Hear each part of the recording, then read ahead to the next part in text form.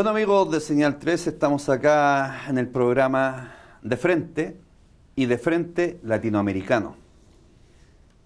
Pero eso no quita de que podamos hablar de temas de pueblos hermanos que el día de mañana nos puede pasar a nosotros. Por lo tanto, hoy día estamos acá con Pablo Jofré. ¿Cómo estás ahí, Pablo? Amigo mío. Gusto verte, periodista. Ya has estado tú acá en la señal. Y hoy día los temas que vamos a tocar, que para nosotros de suma importancia, es Palestina y Siria. ¿Y por qué vamos a tocar estos temas? Porque nos interesa no lo que dice la televisión o las mentiras que replican las televisiones y los medios de comunicación, sino que nos interesa la verdad desde un periodista, de alguien ligado también a los conflictos internacionales, sobre todo Palestina y Siria. Por lo tanto, nos interesa iluminar a la gente en esta cantidad de espacio donde hay oscuridad. Y hay oscuridad porque los medios de comunicación se han encargado de servirle al imperialismo y al fascismo. Por lo tanto, hoy día, primero empecemos por Palestina y después nos vamos a Siria, si te parece, para hacer la entrevista en dos tandas. Por supuesto. ¿Cómo está hoy día el tema palestino y por qué está Palestina como está hasta hoy día? Mira, primero agradecer la invitación a Señal 3 de la Victoria, una invitación que se da también en el marco de una serie de actividades que están realizando los grupos vinculados a BDS, boicot, desinversión y sanciones contra Israel, y grupos también ligados a los derechos humanos del pueblo palestino, que harán una serie de charlas en distintas juntas de vecinos de la comuna de Pedro Aguirre Cerda, donde el tema central es Palestina, los derechos humanos, el sistema de apartheid, etcétera, etcétera. Así que en ese sentido, en ese marco, agradecer la invitación y dar cuenta que efectivamente estamos sumidos en un proceso de desinformación. Los medios de comunicación más bien se han transformado en medios de desinformación, de manipulación, de entrega de información que muchas veces, o la gran mayoría de las veces, no da cuenta de lo que es lo que está aconteciendo en nuestros países. Y de noticias falsas también. Todas las noticias falsas que de una u otra forma pueden ser también noticias tergiversadas o relativamente falsas o verdades a medias, pero que van generando una suerte de manipulación y desinformación en la población. Y en ese plano entonces la situación en Palestina entra también en ese marco de entendimiento. ¿Qué pasa en Palestina? Es lo que dicen los medios de información occidentales, lo que dicen los norteamericanos, lo que repiten los medios chilenos, latinoamericanos y europeos. Hay ahí un enfrentamiento entre Palestina e Israel, hay ahí una suerte de terrorismo palestino que hace que Israel se defienda, que son las grandes líneas que manejan los medios de información. Oye, ¿tú ves noticias chilenas? Muy poco. Muy poco. Trato de tener una actitud saludable frente a las noticias. Las veo también, pero muy poco. Solo cuando me interesa alguna noticia ver el tratamiento que tiene. ¿Por qué? Porque son en general, si tú ves noticias norteamericanas o ves noticias inglesas, lees los medios norteamericanos, ingleses, españoles, europeos en general, la noticia es la misma.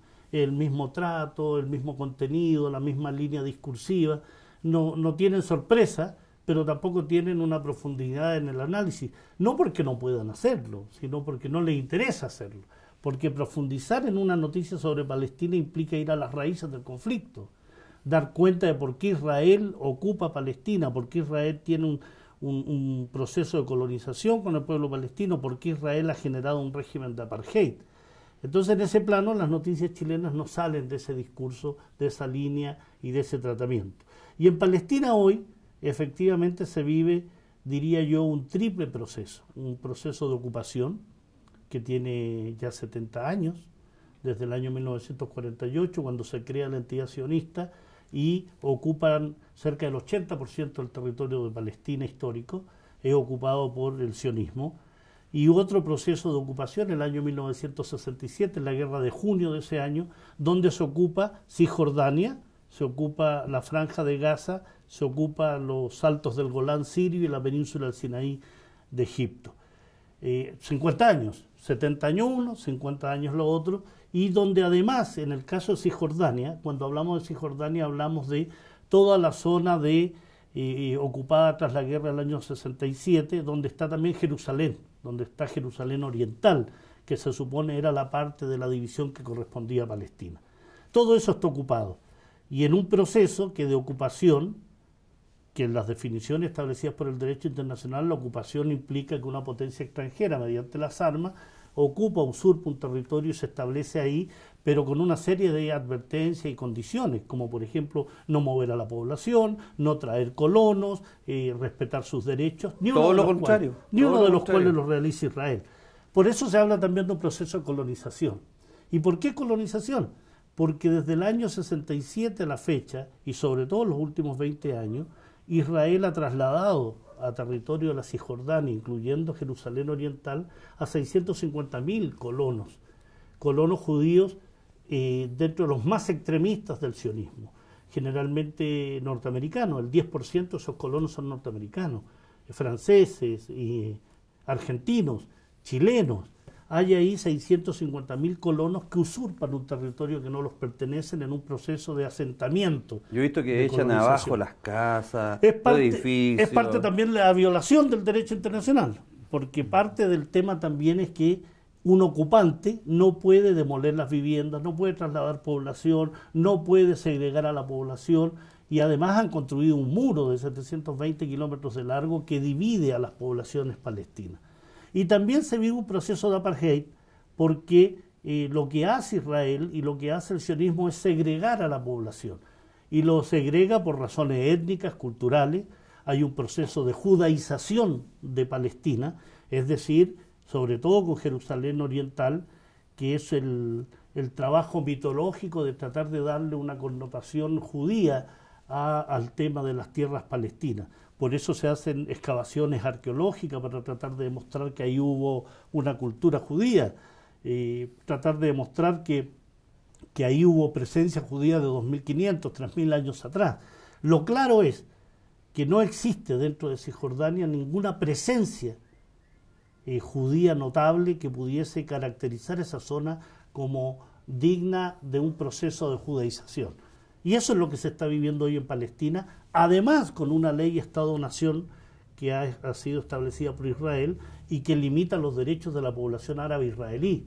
El 20% de la población israelí es árabe, es palestina, y segrega por tanto los derechos de su población con una ley surgida hace muy poco que concreta este carácter racista de Israel. Oye, ¿y qué es lo que pasa entonces con los palestinos que están viviendo ahí? Están sometidos a ocupación. Sometidos a ocupación significa que no pueden desarrollar una vida normal. Significa que tienen que atravesar cientos de puestos de control, los checkpoints, para poder ir al colegio, para poder ir a la universidad, para poder ir a sus trabajos, ir a sus labores habituales. Definían a la Cisjordania como una especie de queso suizo, ¿no? Un territorio surcado por múltiples huecos por donde se han instalado los asentamientos de los colonos sionistas. Y esos asentamientos lo que hacen es dividir las poblaciones palestinas. Por ejemplo, Belén, que se encuentra a 15 kilómetros de Jerusalén, debería ser recorrido en menos de 15 minutos, 20 minutos en automóvil. Para un palestino eso significa un viaje de 2 horas, porque tiene que dar la vuelta por zonas que están vedadas para los palestinos, pero donde se han construido autopistas segregadas y especiales para los israelíes, sobre todo para los colonos sionistas. Se ha bloqueado la posibilidad cierta de unir las aldeas, pueblos y ciudades palestinas. Para un palestino vivir bajo la ocupación implica solicitar permiso para ir a trabajar, solicitar permiso para cruzar el muro e ir a regar sus cultivos de olivos, significa pedir permiso para construir una vivienda, significa verse sometido a la demolición de sus viviendas bajo el argumento de que no se contaba con la autorización de la autoridad ocupante. Hay ahí una suerte de perversidad, de delirio, de esquizofrenia por parte de los ocupantes, que incluso la perversidad llega a tal punto que las viviendas no son demolidas al inicio de la construcción, son demolidas al final de la construcción, cuando ya los palestinos están viviendo en ellas, cuando ya están instalados, cuando se han casado, ya está la familia, viene el ejército ocupante con bulldozer y derriba esas viviendas, destruye los cultivos, cercena los árboles de olivo, que para la cultura palestina el olivo es su raigambre, es su vínculo con la tierra, son árboles que tienen cientos de años. La perversidad sionista ha perdido incluso adjetivos, ya perverso, delirante, abominable, criminal, sangriento. En relación a esto, ¿qué opinas tú que la mayor cantidad de países en la ONU rechacen la actitud de Israel, la actitud del sionismo, la actitud del apartheid del Estado judío contra Palestina, y ellos se hagan los locos, se desentiendan y no digan nada y sigan haciendo lo que... ¿Qué le hace falta a la ONU? Es parte de la hipocresía que viven las organizaciones internacionales. Indudablemente, si uno toma en cuenta las resoluciones de las Naciones Unidas desde el año 1947 a la fecha. Año 47, la resolución 181 que habla de la recomendación de la partición de Palestina. Nunca se habló de la partición de Israel, nunca se habló de la partición de un Estado judío. Se habló de la partición de Palestina. Desde ahí ya comienza esta absoluta usurpación y expolio del pueblo palestino, porque lo que se parte es un territorio habitado por palestinos, en la cual durante el siglo XX comienzan a llegar colonos judíos, principalmente europeos.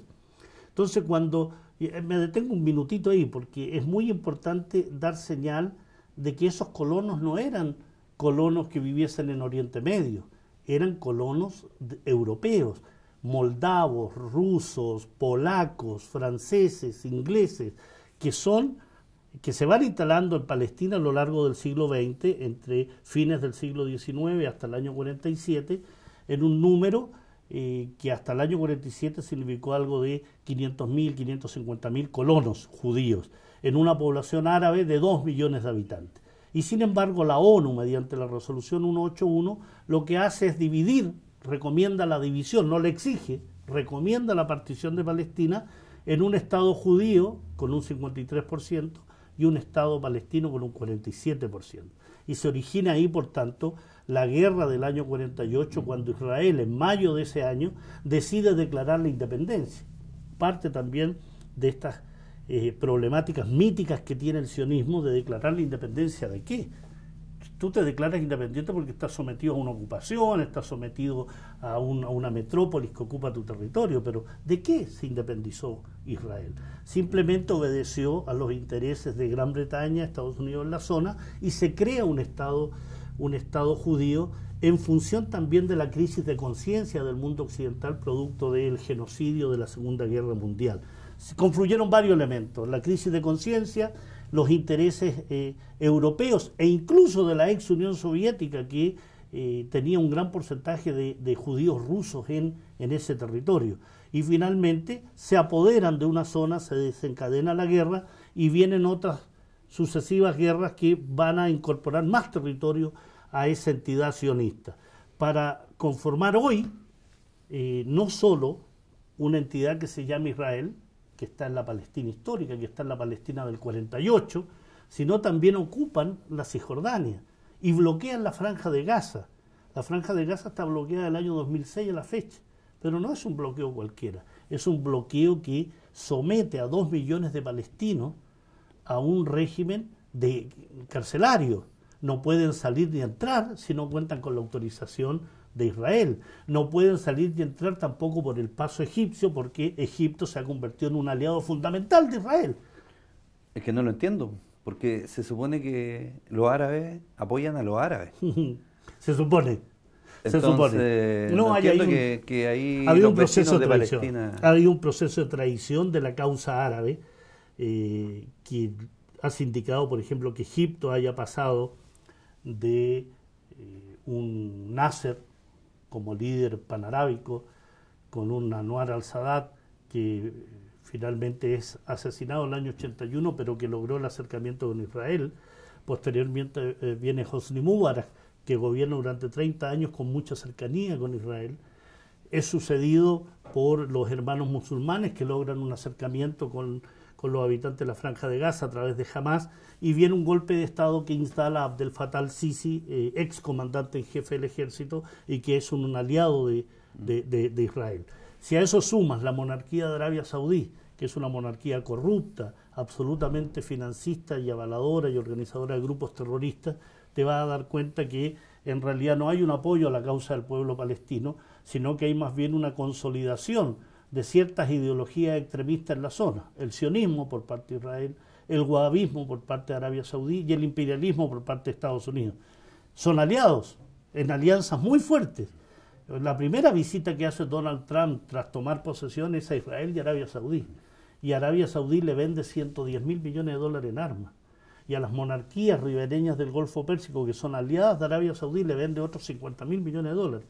Entonces, los intereses de los pueblos árabes, que son distintos a estos gobiernos árabes, indudablemente los pueblos árabes están con Palestina, pero los que gobiernan, los que tienen la plata, los que tienen las armas, los que tienen los ejércitos, son esas monarquías y esos gobiernos. ¿Y por qué no se sublevan entonces los pueblos? Lo han hecho indudablemente. Cuando tú analizas Oriente Medio, te das cuenta que hay una serie de sublevaciones y guerras que tienen que ver con esa lucha contra ciertas monarquías. Por ejemplo, en Yemen. En Yemen es un pueblo que ha sido agredido por Arabia Saudí. El movimiento Ansarolá es un movimiento de liberación. El movimiento Ansarolá es un grupo y un movimiento muy vinculado al pueblo yemení que lucha contra la agresión saudí. El pueblo de Bahrein, que es un pequeño estado vecino a Arabia Saudí, que ha sido sometido por Arabia Saudí. Son monarquías muy reaccionarias, muy fuertes, militarizadas, que cuando ha habido dificultades, Arabia Saudí no ha dudado en invadir. Así de claro. Hay problemas en Bahrein, ¡pum!, tropas saudí. Hay problemas en Yemen, entonces agredo a Yemen con apoyo de las otras monarquías, con apoyo de Francia, con apoyo de Gran Bretaña. Si tú consideras también lo que ha sucedido en Jordania, otra monarquía, muy apoyada por Estados Unidos, absolutamente occidentalizada. ¿Pero por qué tienen el petróleo también? Porque tienen petróleo, porque tienen gas, porque son monarquías que sus grupos dirigentes se han formado en Inglaterra, en Estados Unidos, son serviciales a Occidente. Al modelo.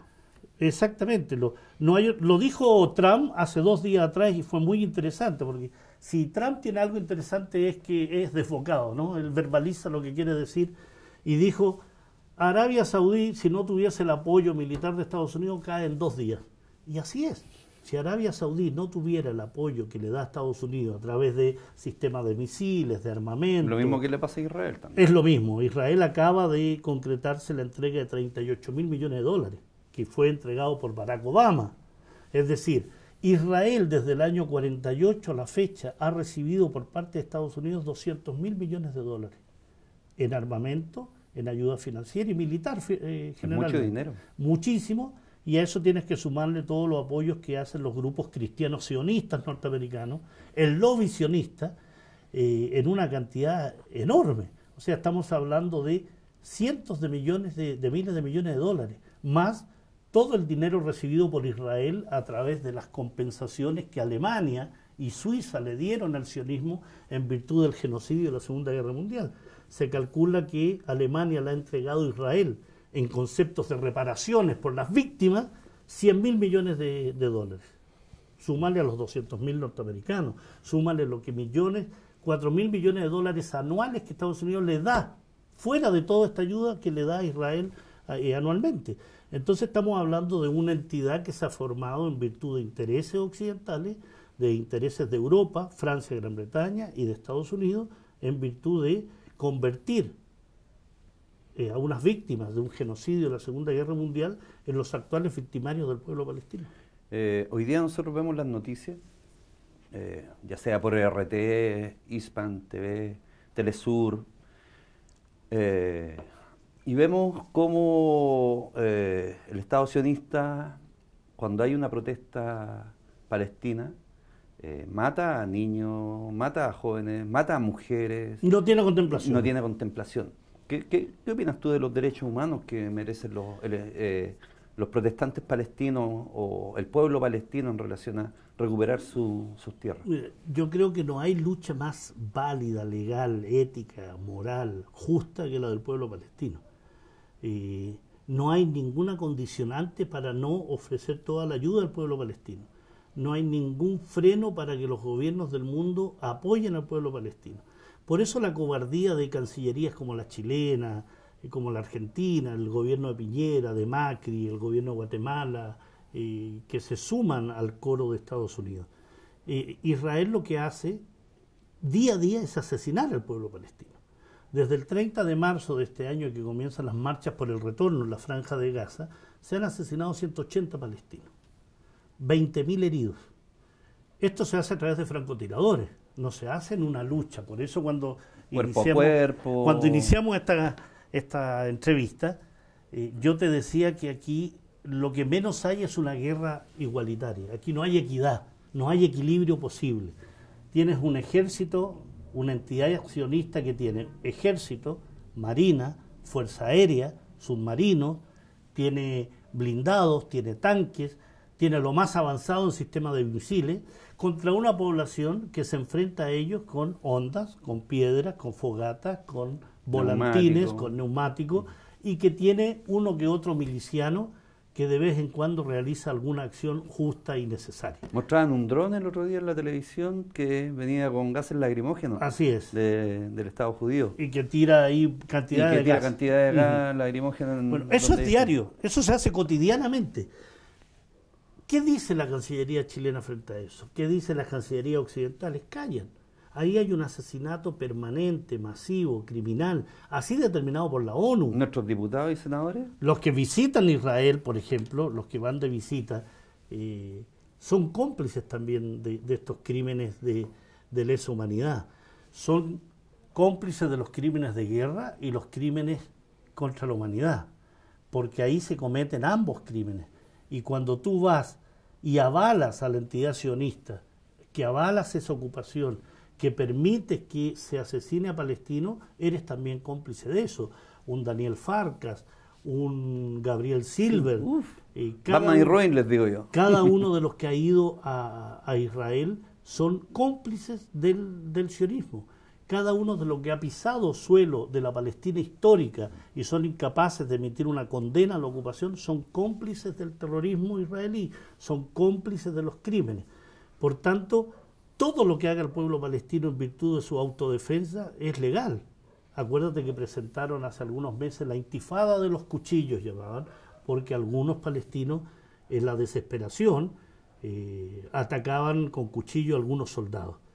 Eso es absolutamente legal. Es una lucha. Todo pueblo tiene el derecho a la defensa. A la defensa. Ellos no están y a atacando, rebelarse ante dictaduras. Ellos no están atacando a alguien que camine tranquilamente por una calle. Están atacando a un ejército ocupante, a colonos que han llegado a su territorio armados. Por tanto, ese cuento respecto a que el terrorismo palestino es eso, un cuento que hay que desvirtuarlo, hay que develarlo, hay que denunciar al sionismo, hay que denunciar a todos aquellos que hacen negocios con el sionismo, y en ese plano la lucha del pueblo palestino debe contar con el apoyo de nuestras sociedades. ¿Hoy día qué le queda entonces al pueblo palestino? Le quedan varias alternativas, creo yo, dentro de lo difícil que es. Uno de esos es una campaña que ya lleva 13 años, que se llama la campaña de BDS, Boicot, Desinversión y Sanciones, en la cual lo que es una campaña que no nace en Europa, no nace en América Latina, nace en el seno de la sociedad civil palestina, y eso es muy importante.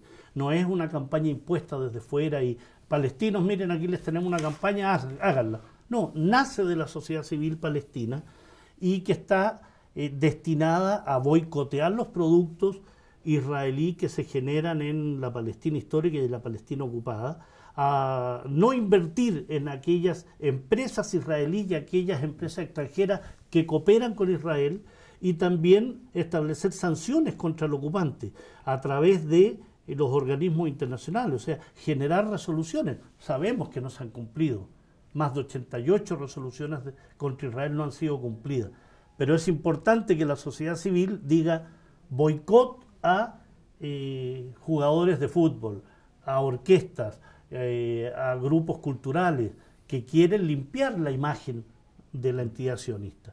Todo aquel que tenga un vínculo con el ocupante debería ser boicoteado, no se debería invertir y debería ser sancionado. Y hay ejemplos, por ejemplo, Villa Cariño, en el día de ayer, decidió no actuar en función que el festival que se iba a hacer se iba a realizar en el estadio israelí. Eso es positivo, quiere decir que no ocupa su lugar que puede servir de lavado de imagen para Israel. Por ejemplo, grupos que han dejado de asistir a Israel a conciertos. La selección argentina el año pasado, en este año, no fue a un partido de fútbol, a pesar que en el anterior mundial había ido, pero lo realizó en una ciudad israelí. Pero aquí lo iba a hacer en Jerusalén, justo en momentos que la embajada de Estados Unidos había sido trasladada de Tel Aviv a Jerusalén. No se hizo porque hay un boicot.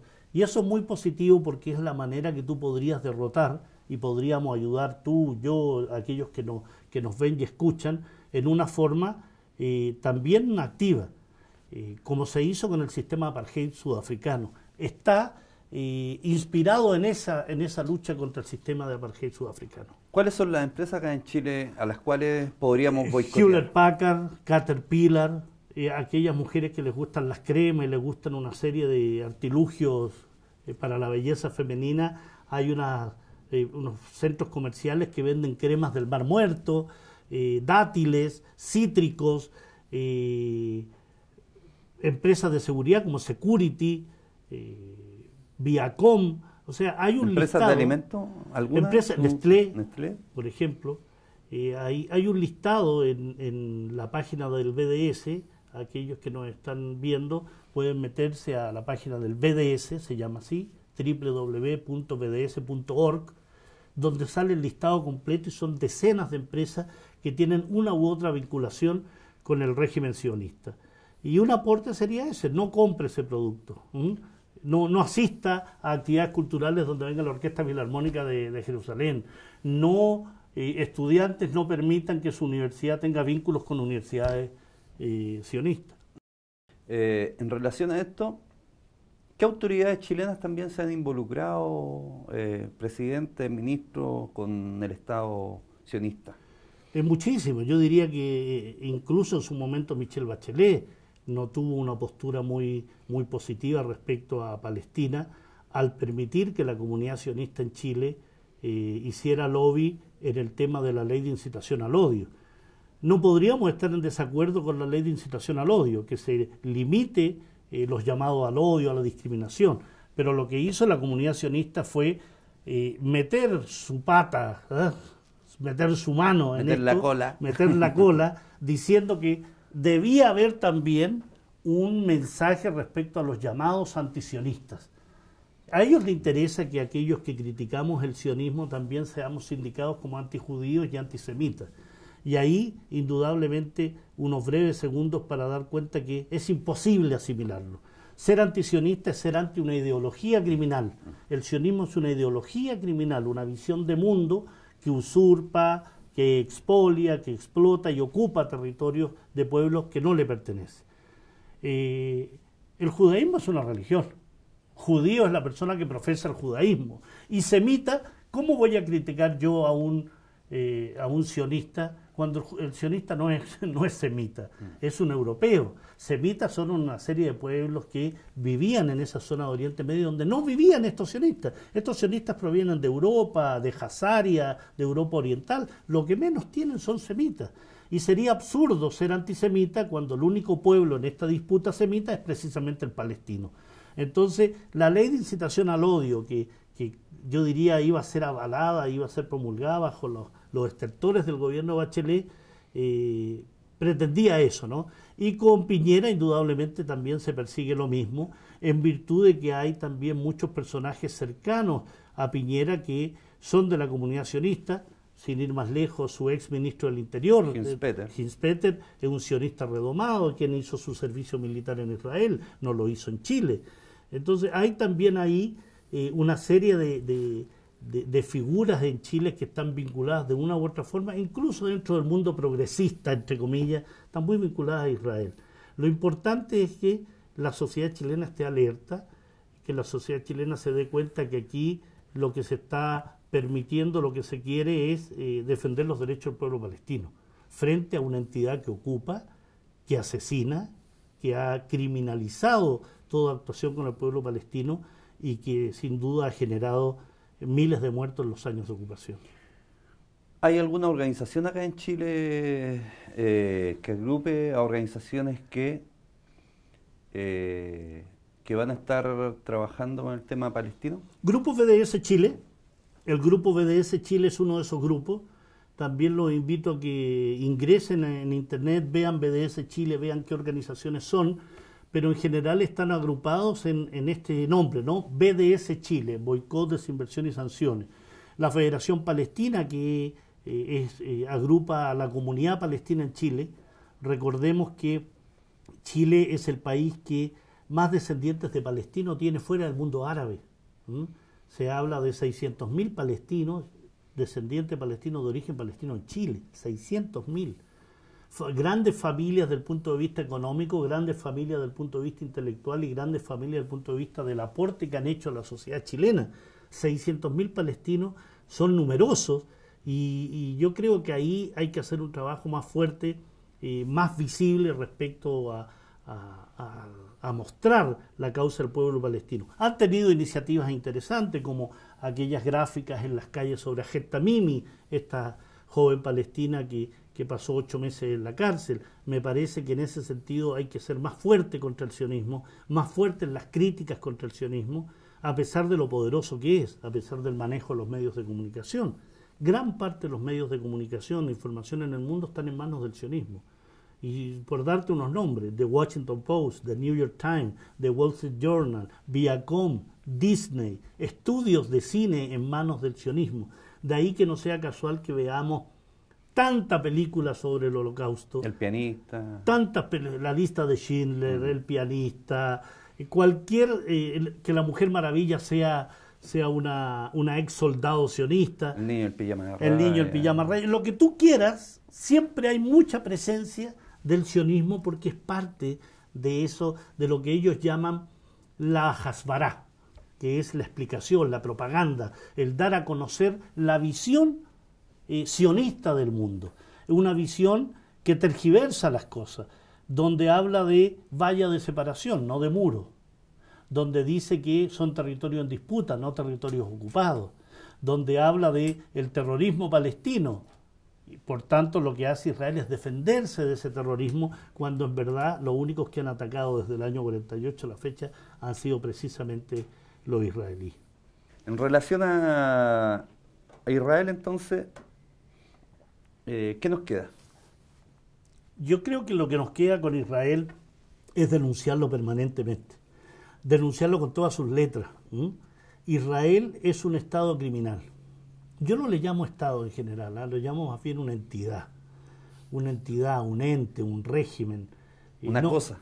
Una cosa siniestra. No me gusta llamarlo Estado porque es reconocerle una virtud que no le reconozco. Creo que no ha habido en la historia una entidad más criminal que esta.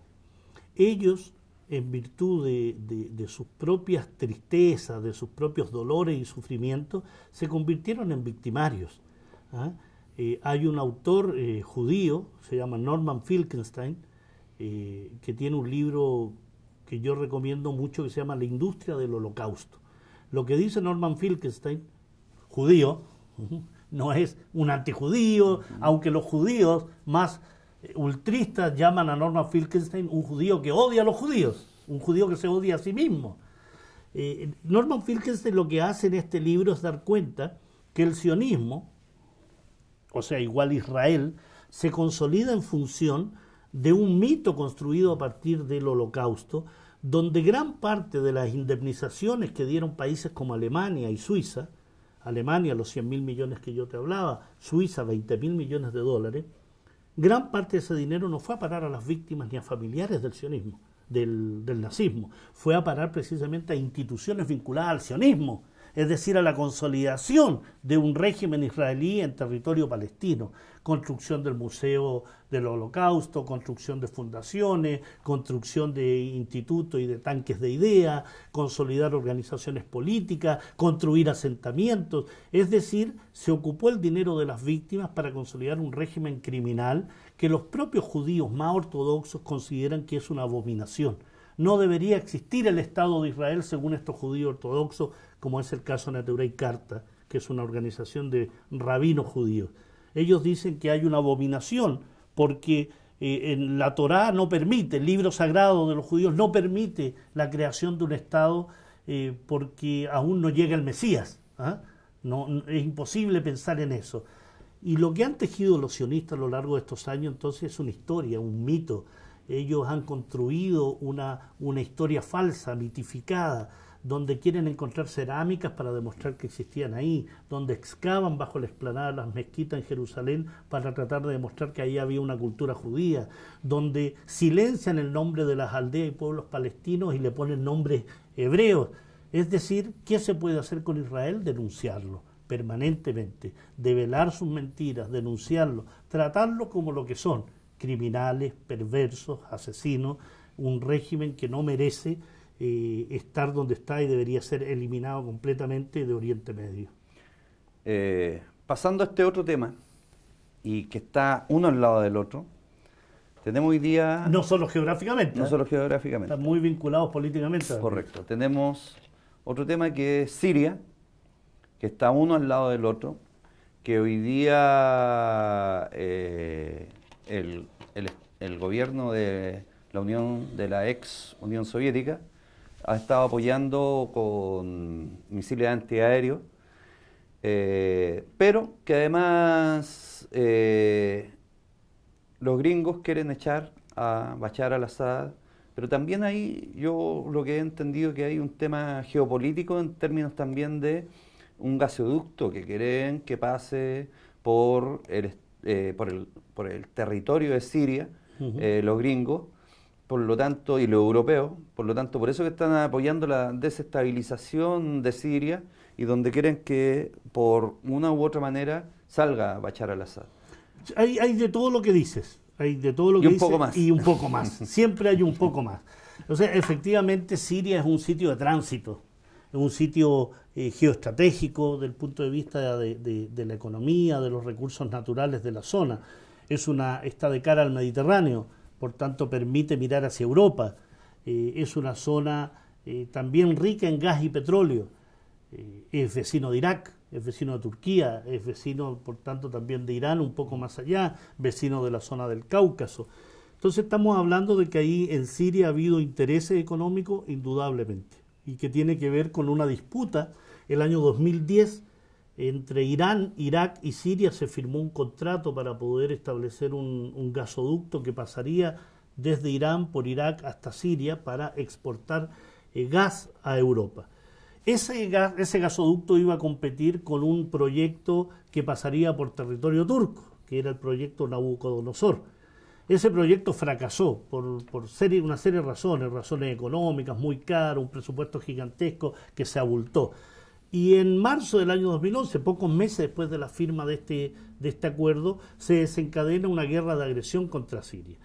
Hay que decir, en honor a la verdad, que en Siria hubo protestas al inicio del año 2011 contra el gobierno de Bashar al-Assad en la ciudad de Daraa. Árabe, ¿o no? Parte de lo que Occidente llama la primavera árabe. Efectivamente hubo ahí una serie de no alzamientos ni rebeliones, hubo protestas que no tuvieron el carácter de las de Egipto, ni Túnez, ni de Libia, donde quedó demostrado posteriormente que en Libia hubo una gran puesta en escena para derribar a Gaddafi, sino que aprovechando estas protestas, estas movilizaciones de estudiantes y de trabajadores en Daraa, una ciudad al sur de Siria, como por arte de magia, meses antes había visitado la zona el ex candidato presidencial y senador John McCain, recientemente fallecido, quien se entrevistó con varios líderes de grupos terroristas en la zona. Es decir, en buen romance, en buen chileno, a Bashar al-Assad se la tenía encantada también. Y la idea era aprovechar estas protestas legítimas de la población siria de esa zona, por mayores aperturas políticas, por mayores condiciones económicas, como en cualquier país del mundo. Aprovechando esa situación, se desencadenó una agresión muy potente, muy fuerte, con mercenarios traídos de diversas partes del mundo árabe, de Europa, de Chechenia, incluso mercenarios chinos de la zona de la región de Yur en China, que pasaron por Turquía en el norte, por Jordania en el sur, y comenzaron una guerra de agresión contra Siria. En Siria no es una guerra civil, no ha habido una guerra civil.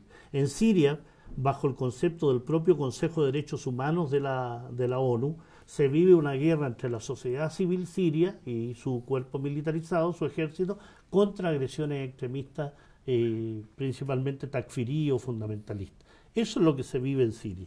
Y se vive por 1000 razones. Uno, Siria es un aliado de Rusia, Siria es un aliado del eje de la resistencia, de Hezbollah, de Irak, de Irán, y por tanto un enemigo a todas luces de el mundo sionista y el mundo wahabita de la Casa al-Saud, de la monarquía saudí, y por tanto de Estados Unidos, Francia y Gran Bretaña. Se conforma entonces ahí un escenario en el cual la excusa fue: hay que democratizar Siria. Sí, Siria nunca fue una democracia como se conoce en Occidente. El padre de Bashar al-Assad, Hafez al-Assad, estuvo 30 años en el gobierno. Bashar al-Assad, otros tantos, hizo elecciones en las cuales triunfó, fue reconocido así. Entonces, cuando habla Occidente de democracia hay que temblar, porque cuando ellos dicen tenemos que recuperar la democracia o instalar la democracia, tenemos los resultados de Afganistán, los resultados de Irak, los resultados de Libia. Es lo mismo que quieren en Venezuela, ¿no? Fortalecer y restaurar la democracia. Lo mismo que quisieron en su momento en la Nicaragua sandinista del año 79-89, e instalaron ahí a grupos mercenarios.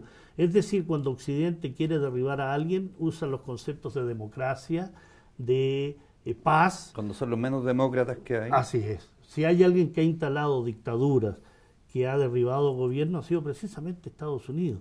Y Siria lo que vive hoy es un largo proceso de guerra de agresión que lo tuvo muy mal, tuvo al gobierno por lo menos con un 20% del territorio recién bajo su dominio y otro 80% bajo el dominio terrorista, y en este momento se ha cambiado a un 90-10. El 90% del territorio está en manos del gobierno y la sociedad siria, y el otro 10% aún en la zona noroccidental en manos del terrorismo.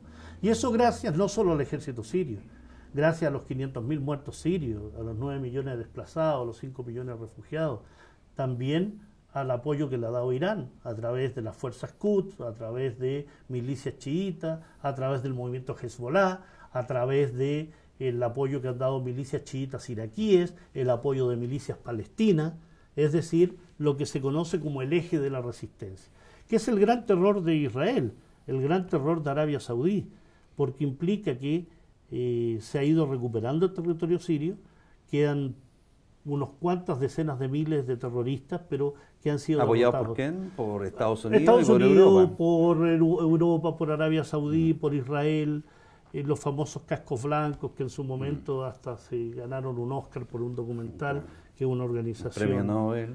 Que fueron candidatos al premio Nobel, Sí, que son una organización terrorista, sí, así reconocido, creados por Gran Bretaña. Es decir, estamos en una situación en este momento en Siria de consolidación de las fuerzas gubernamentales, con un cerco a los grupos terroristas, con la consolidación del apoyo ruso a través de sus fuerzas aeroespaciales, que no es menor, y la entrega de armamento, que es lo que mencionabas tú. Sí. Este sistema de misiles S-300 van a permitir impedir o contener cualquier ataque por parte de Israel, que ya tuvo su conflicto con Rusia a partir del derribo de un avión. Yo veo mucha esperanza en que Siria sea capaz de derrotar completamente a los grupos terroristas de una forma contundente, porque derrotarlo a ellos también derrotar a Arabia Saudí e Israel, o ayudar a la derrota definitiva de esta ideología, de estos regímenes. Bueno. Pasa el tiempo. Sí, pasa el tiempo, y te pido por favor a esta cámara que está acá, que le diga a la gente dónde tiene que ver noticias para informarse y qué es lo que tiene que creer y qué es lo que no tiene que creer. Además de la señal 3 de la Victoria. Además. Bueno, hay muchos canales y muchas alternativas de información. ¿Ah? Yo creo que sigan viendo lo que ven, pero tienen que matizar y tienen que informarse más allá de lo que ven o nos quieren entregar. Hay medios como Russia Today de Rusia, está Hispan TV de Irán, que son canales en español. Telesur, An-Nur TV de Argentina, Al-Manar del Líbano, todos en español. Ni siquiera le estoy diciendo que vean en árabe o en inglés, no. Todos en español. Hispan TV, Russia Today, Al-Manar, An-Nur TV, Rebelión, La Jaine, Adital Brasil, Radio del Sur, Radio SBS de Australia, Radio Universidad Nacional de La Plata, o sea, hay innumerables, Radio Universidad de Chile, donde yo tengo un programa los días viernes que los invito a verlo por streaming el día viernes a las 5 de la tarde y por la radio a las 8 de la noche. Hay medios que se pueden acceder, El Ciudadano, El Desconcierto, vinculen, vean la información, comparen, infórmense y saquen sus conclusiones, pero no lean solo los titulares, porque si es por titulares estamos mal. No tiene la pena. Y en ese plano entonces el trabajo, los objetivos y la labor que realizan señales como la señal 3 de la Victoria también es absolutamente loable, valiente y que también hay que alentar y ayudar y apoyar.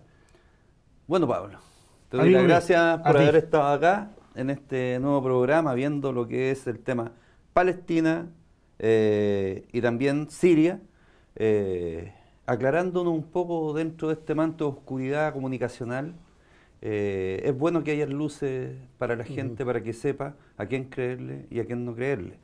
Y cómo cuestionar también y ver y no comerse todo desde donde te lo dan.